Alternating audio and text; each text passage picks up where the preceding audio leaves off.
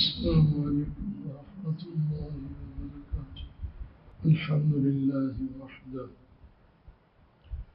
والصلاة والسلام على من لا نبي بعده، وعلى آله وأصحابه الذين أوفوا عهده. أما بعد، فأعوذ بالله من الشيطان الرجيم. بسم الله الرحمن الرحيم. يا أيها الذين آمنوا اتقوا الله وكونوا مع الصادقين. صدق الله مولانا العظيم. وقال النبي صلى الله عليه وسلم: اتق المحارم تكن أعبد الناس، أو كما قال عليه الصلاة والسلام. درود شریف پڑھ لیں. اللهم صل على سيدنا محمد وعلى آل سيدنا محمد وبارك وسلم. اللہ تبارک و تعالی نے قرآن مجید میں جگہ جگہ ایمان والوں کو خطاب فرمایا ہے. یہ اللہ تعالی کی محبت کی نشانی ہے اور ایمان والوں کے لیے بہت بڑے شرف اور عزت کی بات ہے. اللہ تعالیٰ کی بڑائی اور عظمت کی کوئی انتہا نہیں، اور ہماری چھوٹائی، چھوٹے ہونے کی کوئی حد نہیں. اس کے باوجود اتنی بڑی ذات اتنے کم درجے کے بندوں کو مخاطب فرمائے، تو یہ اس چھوٹے درجے کے شخص کے لیے شرف کی بات ہوتی ہے کہ اس نے ہمیں یاد فرمایا اور اس نے ہم سے کوئی بات ارشاد فرما دی. بڑی بات ہوتی ہے. اور محبت بھرے انداز میں اللہ تعالیٰ خطاب فرماتے ہیں کہ ایمان والو یہ کرو، یہ کرو، یہ نہیں کرو، یہ نہیں کرو. یا ایھا الذین آمنوا ادخلوا فی السلم کافہ. اے ایمان والو، اسلام میں پورے پورے داخل ہو جاؤ. یہ کرنے کا حکم ہے. یا ایھا الذین آمنوا لا تحرموا طیبات ما احل اللہ لکم. اے ایمان والو، اللہ کی حلال کی ہوئی چیزوں کو حرام نہ کرو. یہ نہ کرنے کا کام ہے. کرنے کو بھی فرمایا جا رہا ہے اور جو نہیں کرنا ہے اس سے روکا بھی جا رہا ہے. اللہ تعالیٰ کو ہماری کوئی حاجت نہیں. وہ غنی اور صمد ہے، ہم فقیر ہیں، ہم محتاج ہیں. یا ایھا الناس انتم الفقراء الی اللہ واللہ هو الغنی الحمید. تم اللہ کے محتاج ہوئے لوگو، اللہ تعالیٰ تو غنی ہے، قابل تعریف ہے اپنی ذات میں، اس کو کسی کی کوئی پرواہ نہیں. من جاہد فإنما یجاہد لنفسہ. جو مجاہدہ کرے، مشقت اٹھائے اللہ کو راضی کرنے کے لیے، اپنی آخرت بنانے کے لیے، اس کا اپنا فائدہ. ان اللہ لغنی عن العالمین. اللہ تو تمام جہان والوں سے مستغنی ہے، بے پرواہ ہے. تو یہ ہمارے لیے شرف ہے کہ اللہ تعالیٰ کی کوئی غرض نہیں ہے، کوئی مطلب ہم سے وابستہ نہیں، پھر بھی ہماری تربیت فرما رہے اور ہمیں بار بار خطاب کر رہے. کہیں فرمایا یا ایھا الذین آمنوا قوا انفسکم واہلیکم نارا، اے ایمان والو اپنے آپ کو اور گھر والوں کو جہنم کی آگ سے بچاؤ، نیکی کرو یہ جنت میں لے جائے گی، گناہ چھوڑ دو یہ جہنم سے بچائے گا۔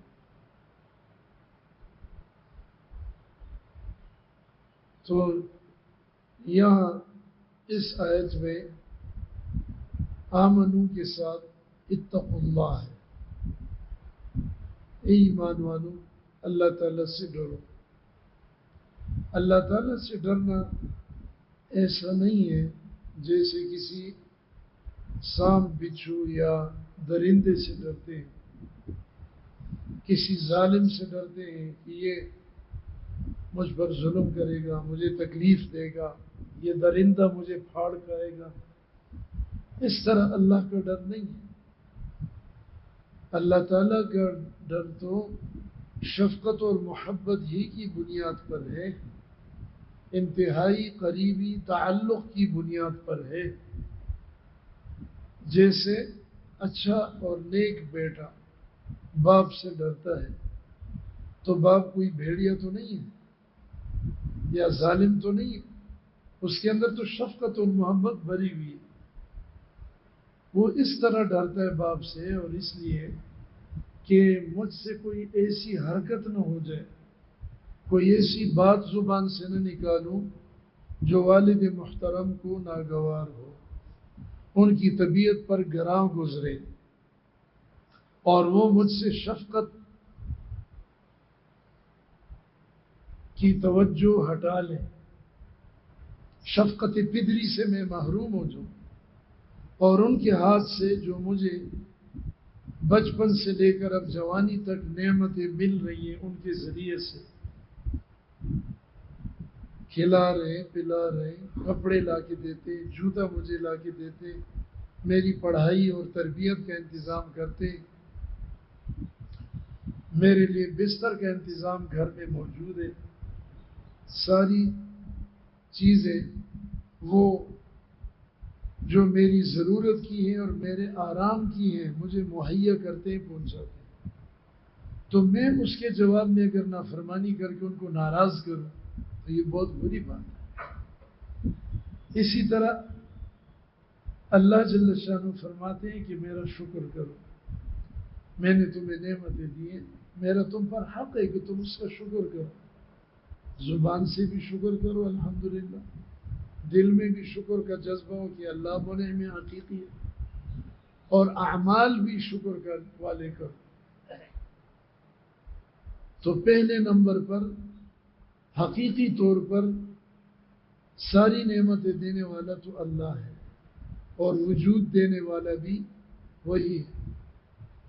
وَلَقَدْ خَلَقْنَا الْإِنسَانَ وَنَعْلَمُ مَا تُوَسْوِسُ بِهِ نَفْسُهُ یا ایھا الناس انا خلقناکم من ذکر وانثی۔ یہ بار بار تخلیق کا آیا ہے، اللہ نے اپنی طرف نسبت کی کہ ہم نے تمہیں پیدا کیا، لیکن وجود میں آنے کے لیے ایک سبب وہ والدین ہیں، کیونکہ دنیا دارالاسباب ہے، ہر چیز کو وجود دیتا تو اللہ ہے، اس کی قدرت اور مشیت اسباب کے اندر چھپی ہوئی ہے۔ اسباب اختیار کرو، اللہ چاہے گا، اس کی قدرت، اس کا ارادہ، اس کی مشیت و چاہت ساتھ ہوگی تو اس پر ثمرہ مرتب ہوگا، اور اس سبب کے نتیجے میں آپ کو مطلوبہ چیز اللہ تعالیٰ دے دے گا۔ تو اسی لیے فرمایا انشکر لی ولوالدیک، میرا بھی شکر کرو اور اپنے ماں باپ کا بھی شکر کرو۔ مجھ سے بھی ڈرو کہ میں ناراض نہ ہو جاؤں، والدین سے بھی ڈرو کہ وہ ناراض نہ ہو جائیں۔ یہاں یہ ڈر کی بنیاد وہ شفقتیں، وہ راحتیں، وہ نعمتیں اور وہ سارے تربیتی مراحل اور انتظامات ہیں کہ ان کا تقاضا یہ ہے کہ تم ہمیں ناراض نہ کرو۔ اس لیے اتقو کا معنی علماء نافرمانی سے بچنے کا بھی کرتے ہیں. اتقوا اللہ، اللہ سے بچو. تقوی کی معنی بچنے کے بھی ہے، پرہیزگاری. پرہیز کا مطلب کیا ہے؟ بچنا. بد پرہیزی نہ کرو بھائی، پرہیز کرو. جس سے ڈاکٹر حکیم نے روکا ہے اس سے بچو، وہ غذا تمہارے لیے ٹھیک نہیں ہے. تو جو گناہ ہیں یہ حرام کام، حرام لذت، یہ تمہارے لیے جائز نہیں. اللہ تعالیٰ نے ان کو منع فرما دیا، ان کو حرام کیا. تو بچو اس کی نافرمانی سے، بچو اس کی ناراضگی سے، بچو اس کے عذاب سے. گناہ سے رب ناراض ہوتا ہے، گناہ سے رب تعالیٰ کی نافرمانی اور نعمتوں کی ناشکری ہوتی ہے، اور گناہ سے آدمی سزا اور جہنم کا مستحق قرار پاتا ہے. اس لیے فرمایا کہ نافرمانی سے بچو، پرہیزگار بنو، پرہیز کرو. اور پرہیز ایسی چیز ہے کہ اس کے ساتھ اگر زیادہ دوائیں اور غذائیں نہ بھی ہو انسان ٹھیک رہتا ہے. پرہیز بڑی زبردست چیز، چاہے جسمانی ہو چاہے روحانی. اگر ایک مریض پرہیز کرتا ہے، دوائی نہیں کھاتا، وہ ٹھیک رہے گا اور انشاءاللہ آہستہ آہستہ اس کی بیماری بھی ختم ہو جائے گی. لیکن اگر بد پرہیزی کرتا ہے، بڑے مہنگے ڈاکٹروں کے پاس جاتا ہے، ہزاروں روپے فیس دیتا ہے، ہزاروں کی دوائیاں لیتا ہے، اپنے ٹیسٹ کراتا رہتا ہے، بڑا اپنا خیال رکھتا ہے، لیکن جہاں ملے اذا وجدت فاعرضت، جہاں جو ملے رگڑ جاتا ہے، کھا جاتا ہے. اب اس کو بریانی سے پرہیز ہے، قورمے سے پرہیز ہے، لیکن کہتے ہیں جی نہیں رہا جاتا. مجھے یہ چیز اچھی لگتی ہے. اپنی طبیعت کو دیکھ کے تو چلنا نہیں ہے. اللہ نے عقل دی ہے، طبیعت پر عقل کو فوقیت دو، اوپر رکھو. طبیعت میں حیوانیت ہے، جانور پن، اس میں عقل نہیں ہے.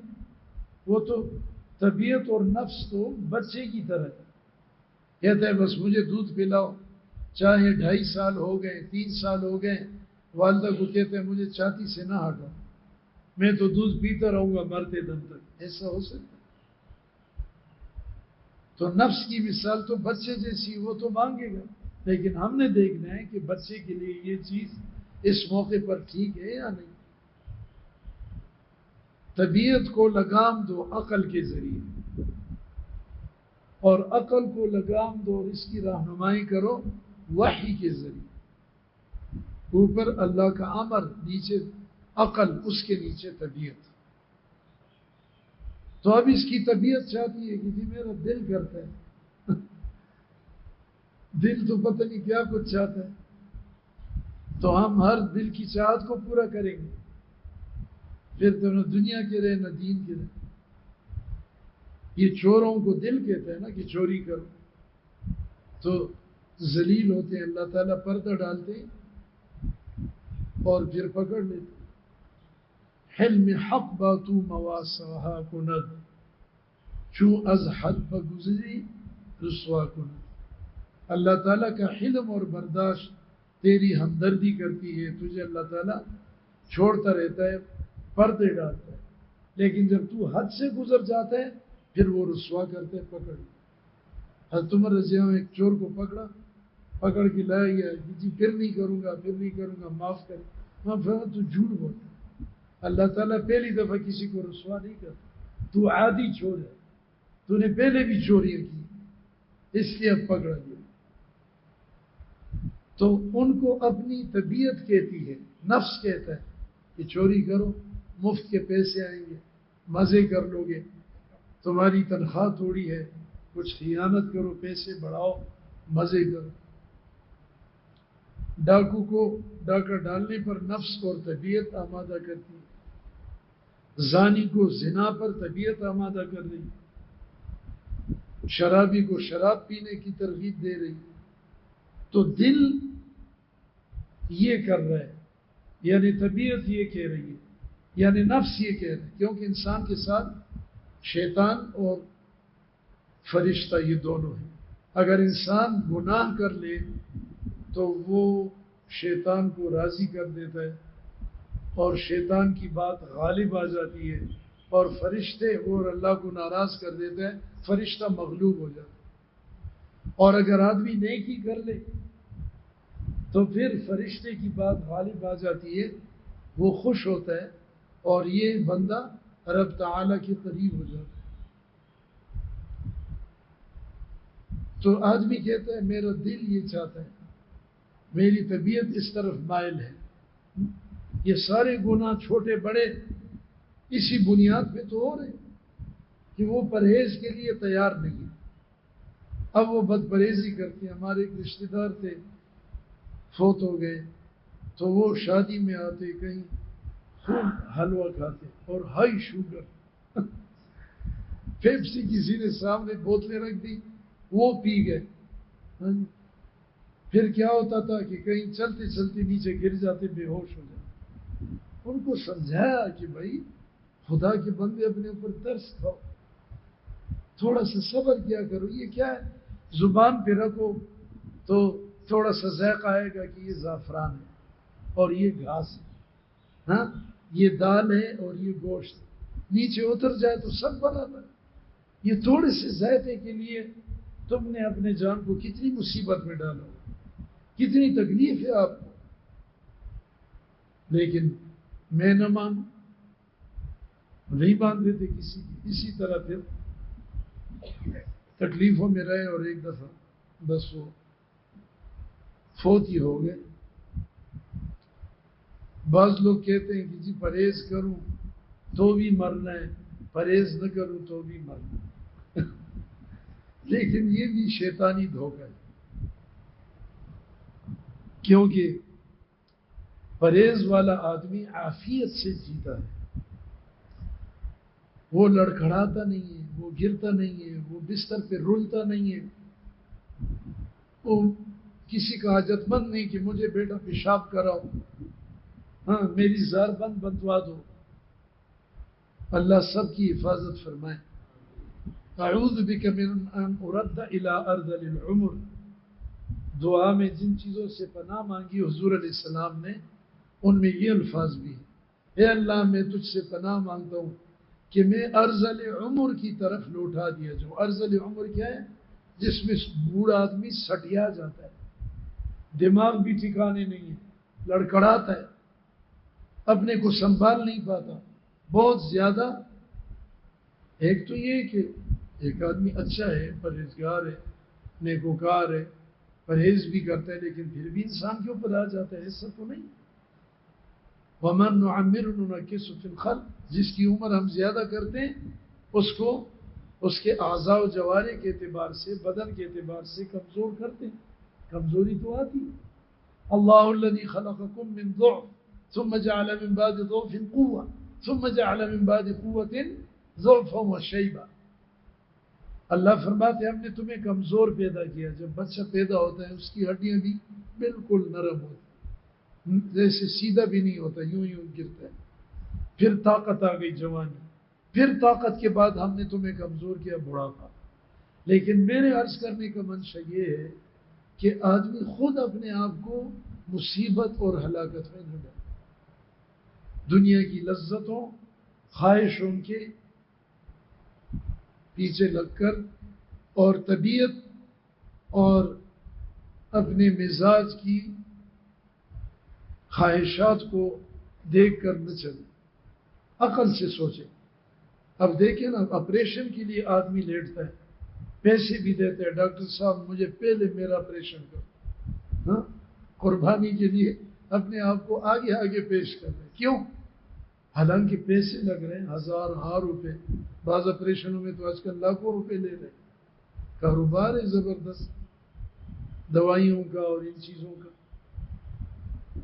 اور کوئی غریب آدمی کہتا ہے ڈاکٹر صاحب میرے پاس 1000 روپے نہیں ہے، دوائی بھی لینی ہے، مہربانی کرو 800 روپے لے لو فیس. کہتے ہیں نہیں 1000 دینے تو دے دو, نہیں تو جاؤ. میں نے 50 لاکھ ایک دن کے پورے کر دیے اور ان کو کھا نہیں سکتا موت تک. ہوس ہے, خیر خواہی نہیں.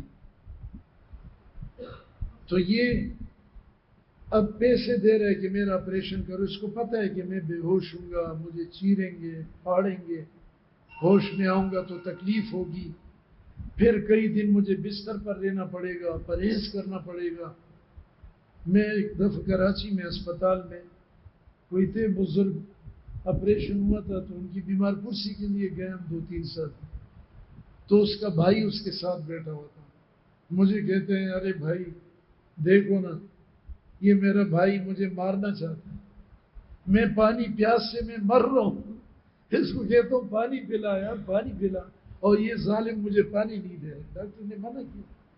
اب وہ بیچارہ اس کا منہ خشک ہے, تڑپ رہا ہے, اگر دیتا تو کافی دیر کے بعد تھوڑا سا چمچ سے منہ میں ڈال لیا, ورنہ پانی دینا منع تھا. بس اوقات ہوتے ہیں.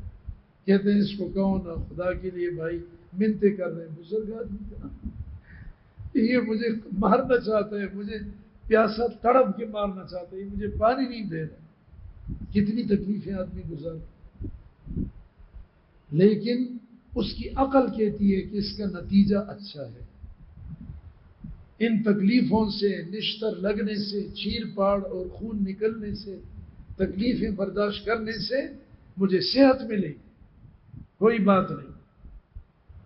پرہیز بھی کر لیتا ہے, کہتے ہیں ٹھیک ہے مجھے یہ چیز نہ دو ورنہ میرا زخم بگڑ جائے گا, اندر جو ہے میری بیماری لوٹ آئے گی وغیرہ. تو بھائی دوستو عزیزو, یہ تقویٰ اسی طرح روحانی اعتبار سے, اگر کوئی آدمی بیمار ہے جسمانی پرہیز کرتا ہے انشاءاللہ صحت مند رہے گا, دیر تک ٹھیک رہے گا اور اچھی زندگی گزارے گا, عافیت کی زندگی. فرمایا ایمان کے بعد سب سے بڑی جو نعمت بندے کو دی گئی ہے وہ عافیت ہے. لیکن عافیت کا مطلب صرف یہ نہیں ہے کہ ہماری صحت اچھی ہو اور ہم توانا اور پہلوان ہوں. میں ایک دفعہ کتاب پڑھ رہا تھا حدیث کی شرح, تو میں حیران ہوں. علماء نے لکھا ہے کہ عافیت بدن کی تندرستی اور صحت کو بھی کہتے ہیں, اور عافیت روحانی اعتبار سے تندرست رہنا یعنی گناہ سے بچنا اور محفوظ رہنا, یہ بھی عافیت. تو عافیت ایک جامع لفظ ہے, جیسے تقوی ایک جامع لفظ ہے. پرہیز کرو, گناہوں سے بچو, اللہ کی نافرمانی سے بچو. تو اس میں یہ بات میں نے پڑھی تو میں حیران ہو گیا کہ یہ عافیت فرمایا اللہ سے مانگو, اور ایمان کے بعد عافیت سے بڑھ کر کوئی نعمت نہیں. ہر دعا میں مانگا کرے یا اللہ مجھے عافیت اور سلامتی دے, اور یا اللہ مجھے اپنی مرضیات پر چلا جس سے تو راضی ہو, مجھے استقامت عطا فرما, ایمان پر خاتمہ نصیب ہو جائے. تو اللہ تعالیٰ فرماتے ایمان والو تقوی اختیار کرو, گناہوں سے بچو, نافرمانی سے بچو. یہ گویا تم اپنے آپ کو دنیا میں ذلت سے, ناکامی سے, موت کے وقت سختی اور ذلت کی موت مرنے سے, قبر کی سختیوں سے, محشر کی رسوائی اور تکلیفوں سے بچا رہے ہو, جہنم سے اپنے آپ کو بچا رہے ہو. تقوی دنیا میں بھی سکون, چین, عزت, خاتمہ بھی اچھا, لوگوں کی زبانوں پر بھی اچھے تذکرے. وَاجْعَلْ لِي لِسَانَ صِدْقٍ فِي الْآخِرِينَ, جس کی دعا ابراہیم علیہ السلام نے بھی کی, یا اللہ میرا اچھا ذکر, اچھا بول آنے والوں کی زبانوں پہ جاری فرما. اور جاری ہوا کیونکہ انہوں نے اللہ جل شانہ کو راضی کیا. اللہ تعالیٰ نے جس امتحان میں ڈالا اس کو پورا کیا. وَإِبْرَاهِيمَ الَّذِي وَفَّى, وہ ابراہیم جس نے پورا ہمارا بندگی کا حق ادا کیا, وفاؤں کا بادشاہ تھا. تو اللہ نے فرمایا انی جاعلک للناس اماما, میں سارے لوگوں کا آپ کو مقتدی اور پیشوا بنا. مشرکین بھی, یہود بھی, نصارہ بھی, مسلمان تو خود, سب سے قریب ہیں اور اصل ہیں ابراہیم علیہ السلام سے نسبت رکھنے میں۔ قرآن نے کہا سب ان کی عزت اور تکریم کرتے ہیں، اللہ نے محبوبیت دی، امامت دی، شان دی، ہزاروں انبیاء ان کی اولاد میں بھیجے، اور نبی الانبیاء خاتم الانبیاء صلی اللہ علیہ وسلم بھی انہی کی اولاد میں آئے۔ حضرت اسماعیل علیہ السلام ابراہیم علیہ السلام کے صاحبزادے آپ عرب بنو اسماعیل میں تشریف لائے ہیں، ان کی نسل میں۔ تو کتنا کچھ ملا اللہ سے وفاداری پر۔ یہ وعدے سب کے لیے، قیامت تک کے لیے اللہ کا ضابطہ ہے کہ متقی بنو، چھپ کر بھی گناہ کرو گے تو اس کے اثرات لوگوں پر پھیل جاتے ہیں، رزق پر اس کے اثرات پڑتے ہیں، رزق میں کمی آتی ہے، بے برکتی پیدا ہوتی ہے، اور چھپ کر بھی کوئی نیکی کرے اس کے اثرات لوگوں پر اور اس کے چہرے پر ظاہر ہوتے ہیں، اور اللہ تعالیٰ اس کی عمر میں اور رزق میں برکت دیتے ہیں۔ یہ کوئی نہ کہے کہ جی چھپا ہوا گناہ اور چھپی ہوئی نیکی کا کوئی مسئلہ نہیں، اللہ تعالیٰ اس کے اثرات مرتب فرماتے ہیں لوگوں کے دلوں پر، لوگوں کے دماغوں پر۔ یہ جو اولیاء اللہ ہوتے ہیں، اللہ نے ان کو بڑی شان اور محبوبیت عطا کی ہوتی ہے، اور ہر آدمی جان مال سے نچاور ہوتا ہے۔ ہمارے مفتی مختار الدین شاہ صاحب نور اللہ مرقدہ سے کس کو محبت نہیں تھی؟ اجنبی آتا وہ بھی محبت کرتے تھے، جان پہچان والے بھی کرتے تھے، عام لوگ بھی، علماء بھی، مشائخ بھی، سرکاری ملازم بھی اور تاجر بھی، ہر طبقے کے لوگ آتے تھے، اور ہر کوئی حضرت پر ایسے گرتا تھا جیسے شمع پر پروانے گرتے۔ یہ کیا تھا؟ یہ تقویٰ تھا، الہیت تھی، امانت تھی، اللہ تعالیٰ کے ساتھ اخلاص تھا۔ حضرت جی کا جب آپریشن ہوا تھا دل کا، ان کے 3 آپریشن ہوئے اور تینوں بڑے ہوئے اور بہت سیریس، گھنٹوں کے آپریشن۔ آخری آپریشن بھی کافی لمبا تھا جگر کا، اس میں پھر انتقال ہوا اس کے بعد۔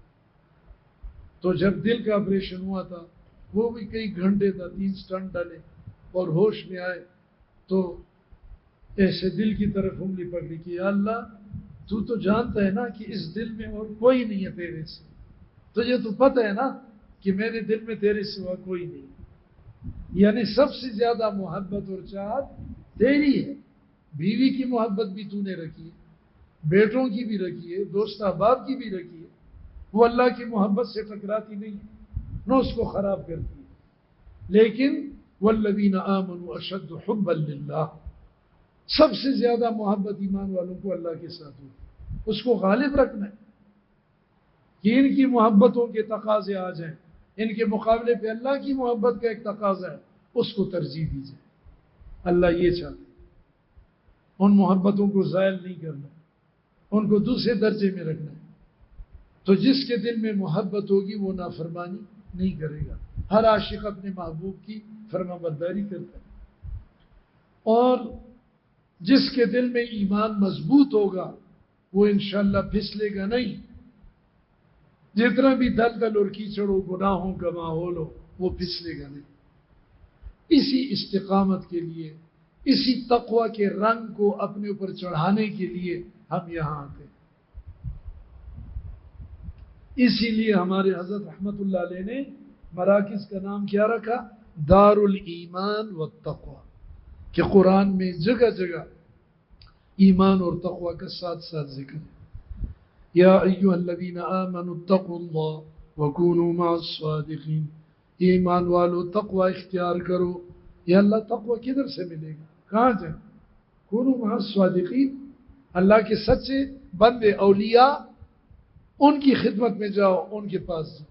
ہم حضرت فرماتے تھے کہ بھائی ہم نے یہاں ایک طویل عرصے تک محنت کی ہے، یہ ماحول کربوغا شریف کا پیر ہے، میں پیر نہیں ہوں، جو اس ماحول میں آئے گا انشاءاللہ اس کی اصلاح اور تربیت ہو۔ ہمارے حضرت کا فیض ابھی بھی پہنچتا ہے، جاری ہے، وہ موقوف نہیں ہوا، جو بھی یہاں آئے گا انشاءاللہ محروم نہیں جائے گا۔ تو ایمان والو تقوی اختیار کرو، سچوں کے ساتھ ہو۔ یا ایھا الذین آمنوا اتقوا اللہ ولتنظر نفس ما قدمت لغد، اے ایمان والو تقوی اختیار کرو، پرہیزگار بن جاؤ اور دیکھو کہ کل موت اور آخرت کے لیے تم نے کیا بھیجا۔ یا ایھا الذین آمنوا اتقوا اللہ حق تقاتی، ایمان والو تقوی اختیار کرو ایسا جیسے کہ اللہ تعالیٰ سے ڈرنے کا حق ہے۔ چھوٹے گناہ بھی چھوڑ دو اور بڑے گناہ بھی، ظاہری گناہ بھی اور چھپے گناہ بھی، یہ سب سے بچ جاؤ۔ یا ایھا الذین آمنوا اتقوا اللہ وآمنوا برسولہ، ایمان والو اللہ سے ڈرو، اللہ کی نافرمانی چھوڑ دو اور اس کے پیغمبر پر بھی پورا ایمان لاؤ جیسا کہ حق ہے۔ تو یہ قرآن بھرا پڑا ہے، ایمان اور تقوی بار بار ساتھ ساتھ ذکر ہو رہا ہے۔ اس سے حضرت نے فرمایا کہ یہ دارالایمان ہے، تمام مومنین کا گھر ہے۔ صبح مجھے خوشی، ہمارے ایک ساتھی ہمیں ملے لاہور کے، حضرت مولانا حکیم اختر صاحب نور اللہ مرقدہ کے خلیفہ کے ساتھ ان کے بیعت کا تعلق ہے۔ تو میں نے کہا الحمدللہ ہمارے حضرت کے دل میں وسعت تھی اور سب کو پیار کرتے تھے، سب کو جوڑتے تھے، سب سے جڑتے تھے، سب ہمارے ہیں، ہم سب کے ہیں، ہمارا تو انہوں نے یہ مزاج بنایا۔ تو یہ فرماتے تھے کہ ایمان والوں کا گھر ہے، کوئی بھی شیخ ہے، مرید ہے، کسی بھی طبقے سے تعلق رکھتا ہے انسانوں کے، وہ یہاں آئے، ہمارا دل اس سے خوش ہوگا، ہماری آنکھیں روشن ہوں گی، ہم اس کو خوش آمدید کہیں گے۔ تو یہ تقوی کا جو رنگ ہے، صبغۃ اللہ، اللہ کا رنگ، یہ چڑھانے کے لیے اللہ والوں کی صحبت اور نیک ماحول کی ضرورت ہوتی ہے۔ اسی لیے ہم یہاں آئے ہیں، اللہ کرے کہ یہ رنگ ہم پہ چڑھ جائے۔ اب بھائی اللہ تعالیٰ ہمیں لے آیا، اب ہمارے طلب پر ہے، جتنی طلب ہوگی، جتنا بڑا برتن دریا پہ لے کے جاؤ گے نا اتنا پانی لے آؤ گے۔ کوئی گڑا لے جاتا ہے، کوئی بوتل بھر لیتا ہے، کوئی بڑا ٹینکر لے جاتا ہے کہ جی اس کو بھر کے وہ موٹر لگا کے پائپ سے بھر لیتا ہے۔ دریا میں کیا کمی ہوتی ہے، وہ تو رات دن رواں دواں ہے۔ تو یہ رحمت کا دریا چل رہا ہے اور اصلاح کا، جی ہم اس سے خوب اپنے آپ کو سیراب کریں۔ اس کے الطاف تو ہیں عام، شہیدی سب پر، تجھ سے کیا زدتی اگر تو کسی قابل ہوتا۔ اپنے آپ کو قابل بنانا ہے، قبول کروانا ہے، ہاں۔ اور تو ہی نادا چند کلیوں پر قناعت کر گیا، باغ میں کیا 2-3 کلیاں توڑ لی، ہاں، اور کہتے ہیں میرے پاس کوئی چیز نہیں کہ میں زیادہ پھول لے جاؤں۔ تو شاعر کہتا ہے کہ تم نے نادان آدمی ہو، چند کلیوں پر قناعت اور صبر کر لیا، ورنہ وہاں تو ٹوکرے تھے، سامان تھا کہ تم بھر بھر کے پھول لے جاتے، انتظام تھا۔ تو ہی ناداں چند کلیوں پر قناعت کر گیا، ورنہ گلشن میں علاج تنگ یہ داماں بھی تھا۔ اگر تیرا دامن چھوٹا تھا تو اس کا علاج ہو سکتا تھا۔ تو یہاں خوب اپنے طلب کو بڑھائیں، اللہ کو دکھائیں۔ اللہ تعالیٰ مجھے آپ کو سب کو توفیق دے۔ وآخر دعوانا